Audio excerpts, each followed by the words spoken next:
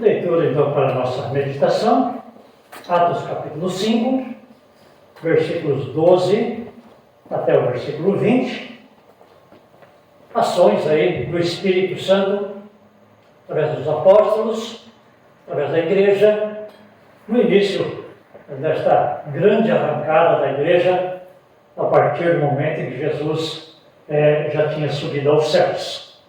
Atos 5, 12 a 20. Os apóstolos faziam milagres e maravilhas entre o povo, e os seguidores de Jesus se reuniam no alpendre de Salomão. Ninguém de fora tinha coragem de se juntar ao grupo deles, mas o povo falava muito bem deles. Uma multidão de homens e mulheres também creu no Senhor e veio aumentar ainda mais o grupo. Por causa dos milagres que os apóstolos faziam, as pessoas punham os doentes nas ruas, em camas e esteiras. Faziam isso para que quando Pedro passasse, pelo menos a sua sombra cobrisse alguns deles. Multidões vinham das cidades vizinhas de Jerusalém, trazendo os seus doentes e os que eram dominados por espíritos maus, e todos eram curados. Então, o grande sacerdote e todos os seus companheiros, que eram do partido dos saduceus, ficaram com inveja dos apóstolos e resolveram fazer alguma coisa. Prenderam os apóstolos e os puseram na cadeia. Mas, naquela noite, um anjo do Senhor abriu os portões da cadeia, levou os apóstolos para fora e disse: vão para o templo e anunciem ao povo tudo a respeito desta nova vida. Aqui a leitura. Deus abençoe o nosso meditar, sempre nos iluminando com o Espírito Santo. Nova vida em Cristo, tema da nossa meditação. Sempre quando há um acontecimento, algo histórico, nós pensamos: agora eu vou recomeçar, vou ter uma nova vida. Quando termina o ano, né? Começa o ano novo, a gente pensa muito isso, tudo novo, começar uma nova vida. Ou depois de outra data importante, ou de algum acontecimento. Depois dessa ressurreição de Cristo, logo mais for subida aos céus, também há um recomeço. Há um convite para uma nova vida. No Antigo Testamento, os profetas falavam ao povo, aos reis, às nações. E esses profetas, por sua vez, tinham que anunciar a lei, a graça de Deus também, mas o povo precisava cumprir esta lei com sacrifícios e tudo mais. Agora, no Novo Testamento, tem uma nova vida. Podemos olhar para o Cristo que cumpriu a lei, e temos também o Evangelho que vai nos consolar, que vai nos dar a garantia do perdão e da salvação. Os discípulos que, enquanto Jesus estava caminhando com eles, eram chamados assim, discípulos ou aprendizes, alunos, agora não são mais chamados de discípulos. Eles são apóstolos, aqueles que são enviados para falar as palavras dessa nova vida em Cristo Jesus. Eles caminharam 3 anos com Jesus. Viram ele fazer sinais e milagres. Ouviram o seu ensino que fazia com que todos ficassem admirados. E agora, eles receberam, já que nesta leitura, tinham recebido o Espírito Santo e tinham coragem para falar, mas também receberam o poder para fazer sinais e milagres, cumprindo aquela palavra que Jesus disse lá em João 14, versículo 12. Quem crê em mim fará as coisas que eu faço e maiores ainda que essas farão. Peçam em meu nome e eu farei. Quem faz os milagres dos quais se menciona aqui?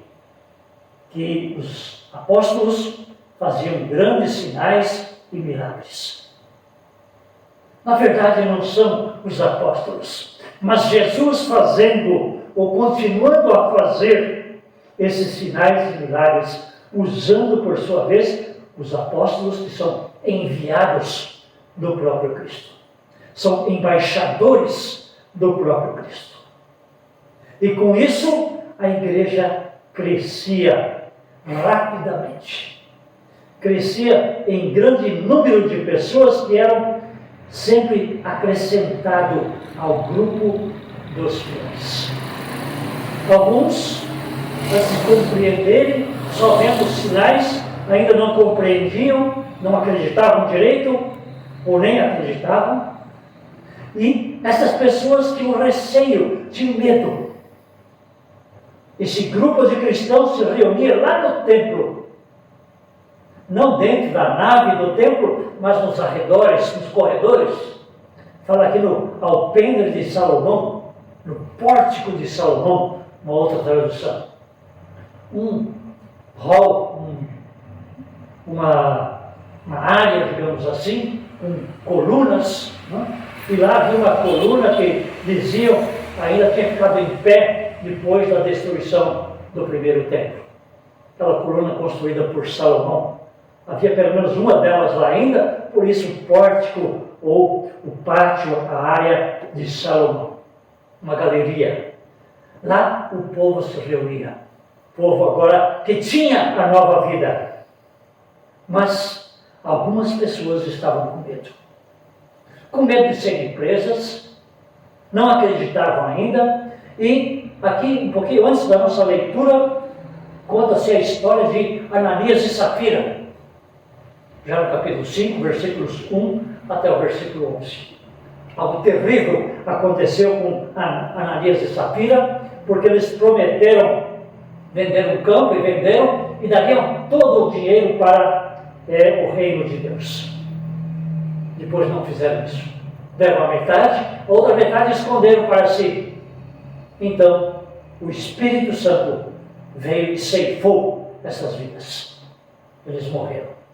Porque tinham mentido ao Espírito Santo. Então, diante desse acontecimento, humanamente falando, terrível, muitos tinham medo, tinham receio. Então, quando viam o povo de Deus reunido, embora louvando, cantando e fazendo sinais e milagres, os apóstolos também ensinando e pregando, ainda estavam com receio e passavam de lado e não se juntavam ao grupo. Mas muitos se juntavam ao grupo.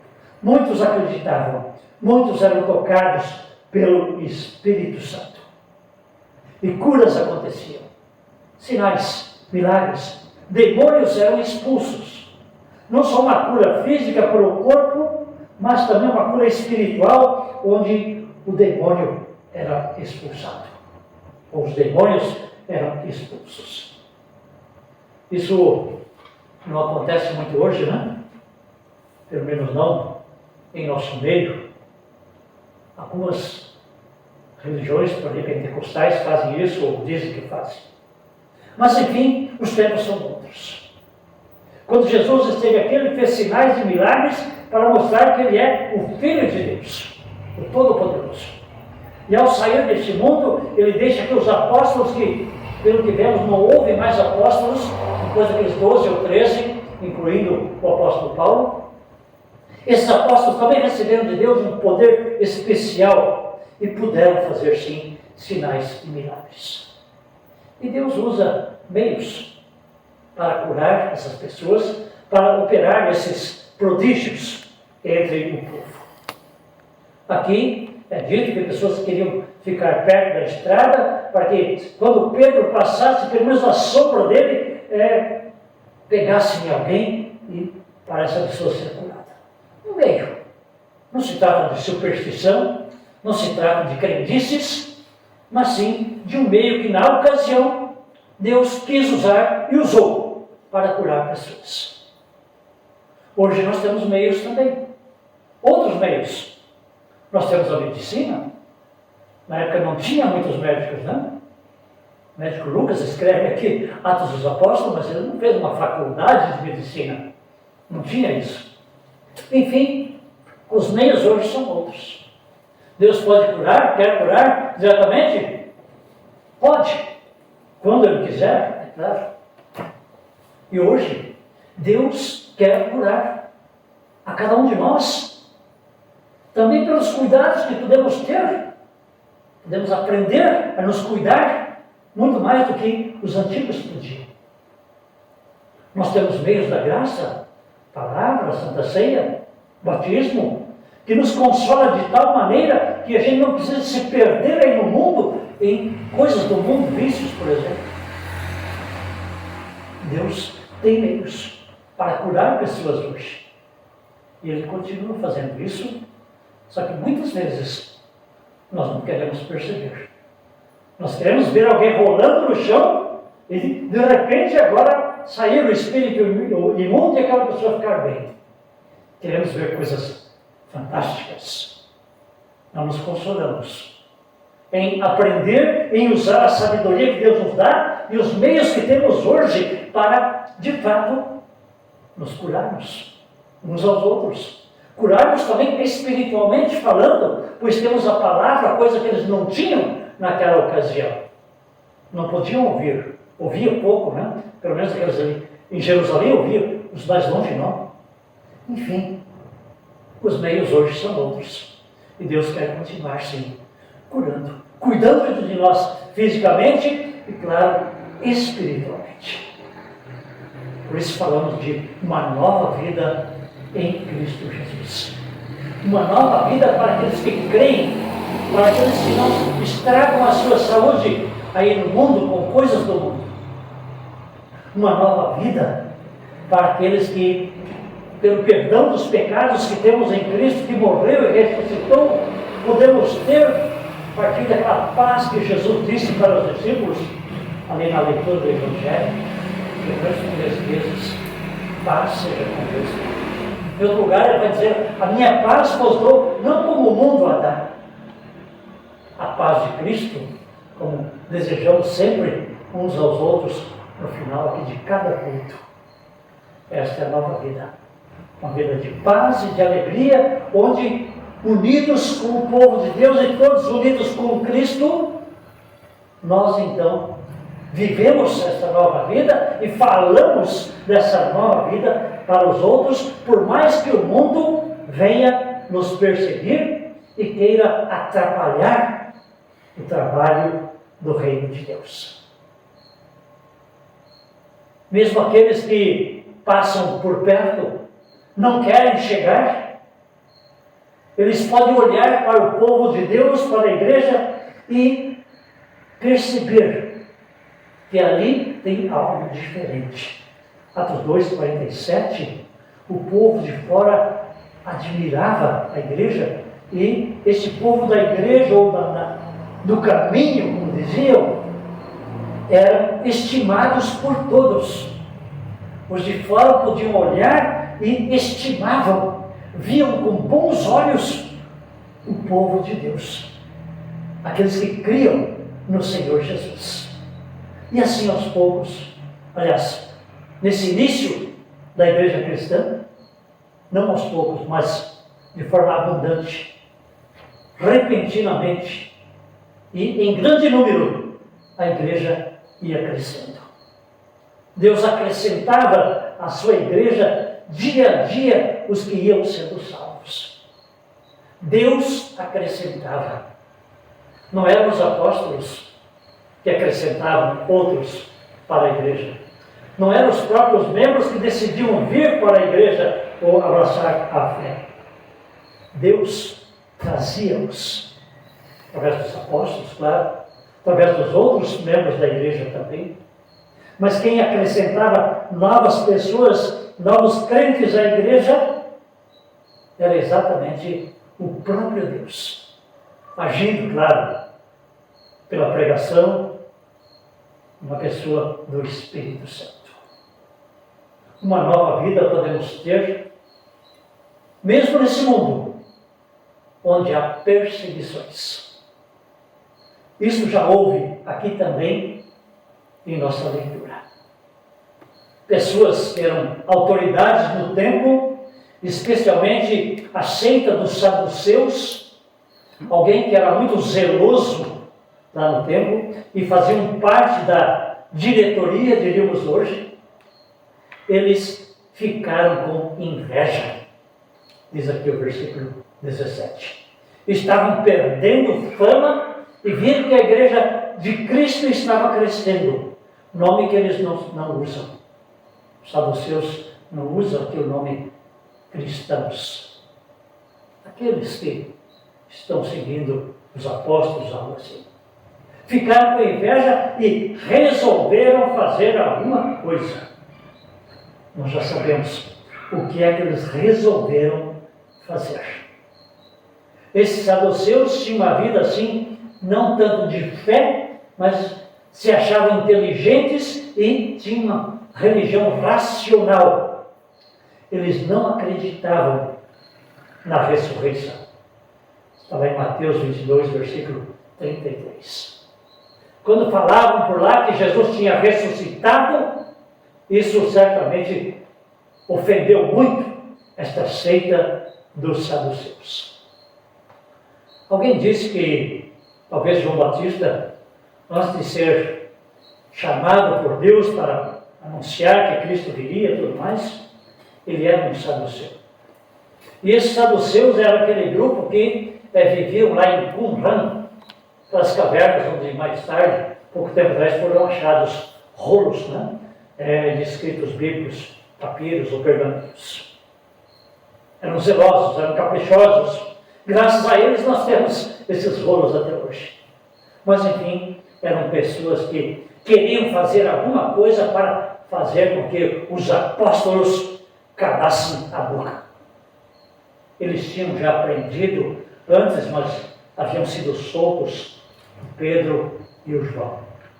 Agora, todos os apóstolos que estavam ali, não sabemos se eram os 12 ou não, pode ser que sim, todos eles foram presos, numa cadeia pública, num lugar público, onde todos poderiam saber e ver, olha, os apóstolos, aqueles que estão falando em nome daquele que dizem que ressuscitou, vejam, eles estão presos.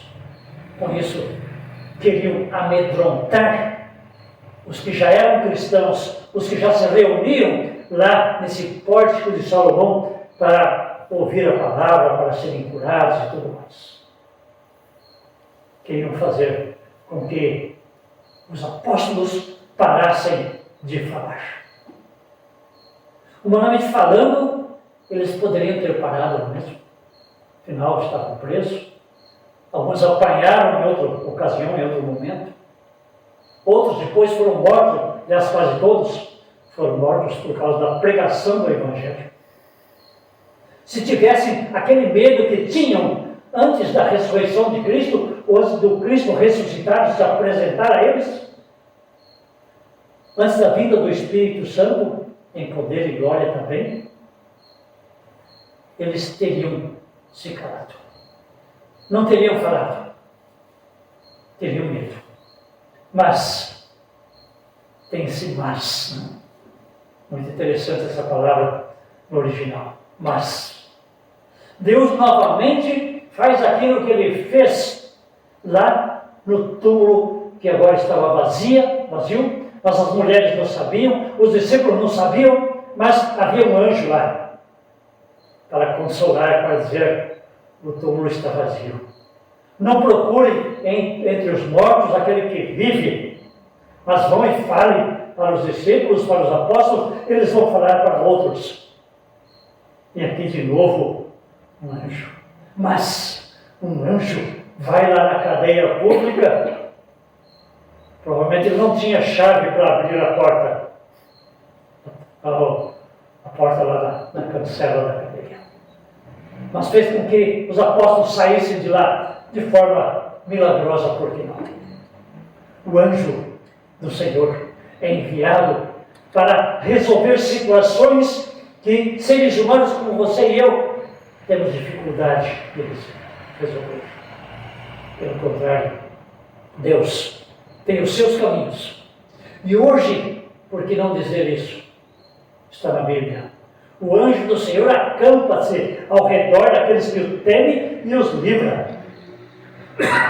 Também temos anjos protegendo as criancinhas, dizemos muitas vezes. Mas temos anjos protegendo os adultos, os idosos, a igreja, os cristãos. Quando o mundo nos persegue, quando enfrentamos dificuldades aí fora, Deus, através de um anjo, mesmo de forma invisível, estende a sua mão e nos protege, nos guarda, nos liberta.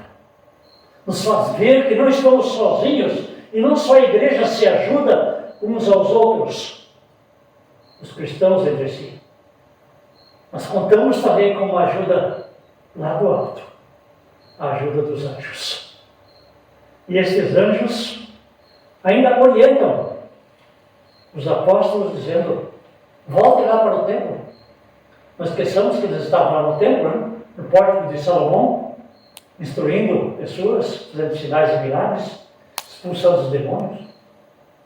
Por lá, certamente que eles foram presos ou aprisionados, mas o anjo vai dizer: voltem para lá.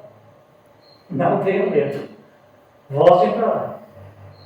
E falem destas palavras da vida.